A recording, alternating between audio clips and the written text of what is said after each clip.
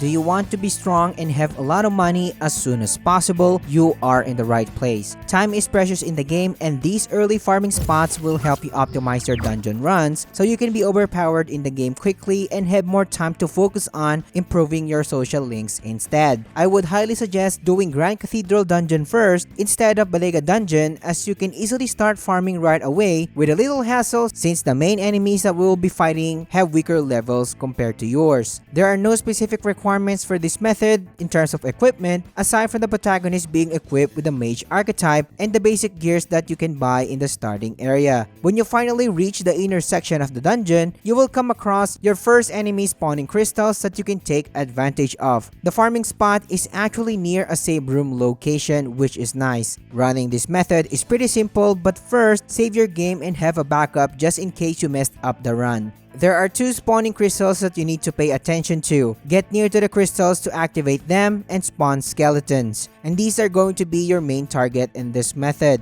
Stay in the center of the corridor and let the skeletons run to you. There is a chance that your party member will strike the crystals on their own, and destroying these crystals is the last thing that we want since they do not respawn and you have one shot at this. Your normal AoE attacks are enough to take out the incoming skeletons. Monitor the crystals HP while grinding, and when it's low, head to the save room to reset them. When you do this in an hour, this method will net you up to 6,000 character XP, up to 7k for archetype XP, 30k for mag, and up to 25k for money. You can max an archetype from level 1 to 20 when farming about 2 to 3 hours. I am aware that you will have a lot of gains or better gains when doing this when you finally have the merchant archetype, but I already mentioned that I think it's wise to just use this spot as a footing and move on to the next. I would suggest maxing 3 to 4 archetypes, at least decent cash to spend before moving forward. But if you decide to head out and complete the dungeon, remember this is the only chance you can enter this dungeon, so keep that in mind. The second spot is Intradia Desert, just outside Grand Trad, by straightly killing the enemies around, especially the worms. Before running this method, it is a must that you already have the merchant archetype unlocked to increase your money gains by a lot.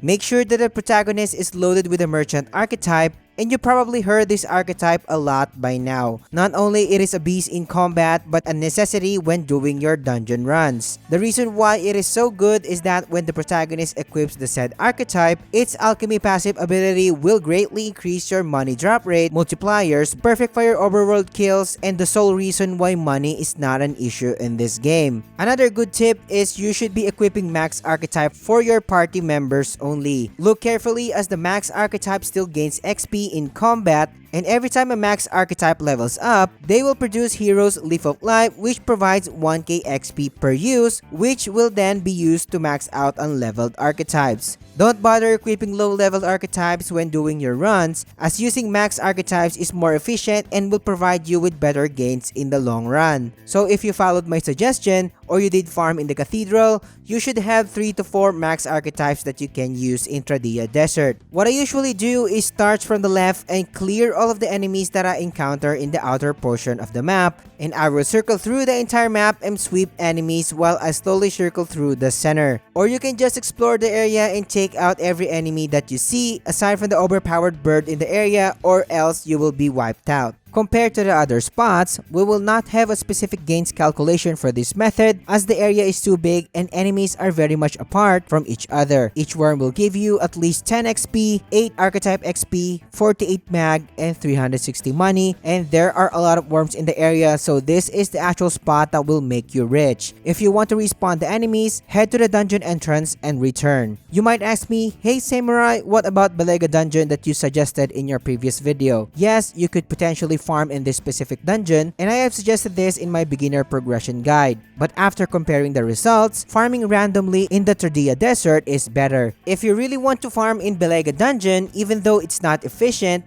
I'm showing the actual results on the screen right now. Spending a good amount of time in the cathedral will let you skip Balega Dungeon entirely. You're just gonna be completing this if you want to unlock the merchant archetype later on. However, if you want to know the exact steps, or if you want to have the perfect start and lead you to the mentioned spots, I suggest checking my beginner step-by-step progression guide that will give you all the exact steps you need to save time and avoid the guesswork. Spot number 3 is in Abandoned Tomb Optional Dungeon. You can unlock this dungeon by accepting the request from the Cuculus NPC in the city of Martyra. Nothing changed much when it comes to the equipment, just buy and equip the best equipment you can get your hands on in Martyra's local shops. And ensure that you are equipped with max archetypes. Make sure that you buy at least 99 of Ariadne's thread so you can speed up your runs later on. It only costs 8k for a whole stack of these during bargain days. I have pinpointed the actual farming spot on the map, and from the entrance, start the run by following the straight long corridor ahead of you. Ignore the first 2 intersections, and on the 3rd corridor, turn right and you will see a treasure chest. Head to the next area and you will eventually see a pack of zombies that you need to take out. Swing your regular attacks until every single one of the zombies has been taken out, and after doing so, head to your inventory and use Ariadne's thread to reset the run, rinse and repeat. This method runs 35 to 37 seconds and gives you a total of 7k character XP, almost 10k archetype XP, 43k mag, and 659k money in an hour, and that's a lot. Just in case you are wondering if it's worth fighting the dude at the end of the corridor, I ran the calculation and it's not worth it since you will be fighting it manually. If this guide is providing you value so far, subscribing to the channel, liking the video, and engaging in the comments helps me a lot, and I appreciate your support. The 4th spot can be found in Kriganti Castle, and this is part of the story mission, so you will not miss it. No changes were made to my equipment compared to the last spot that I mentioned. Proceeding to the dungeon will eventually lead you to the save room with 2 summoning crystals in the area. This is going to be our actual farming spot, but I will also pinpoint the location on the map. Save your game and head to the area where the crystals are, and just like in the cathedral spot, activate both crystals by getting near to them and waiting for them to summon the wild dog monsters. What I usually do is stay on the wooden bridge centering the 2 crystals and take out the incoming enemies. If the wild dog monsters stop pursuing you, circling through the other wooden bridge near you and aggro more enemies will do the job. Just be reminded to monitor the crystals' health and reset them if their HP is low. In an hour of non-stop focus farming, this spot will give you a whopping almost 18k character XP, 9,720 archetype XP,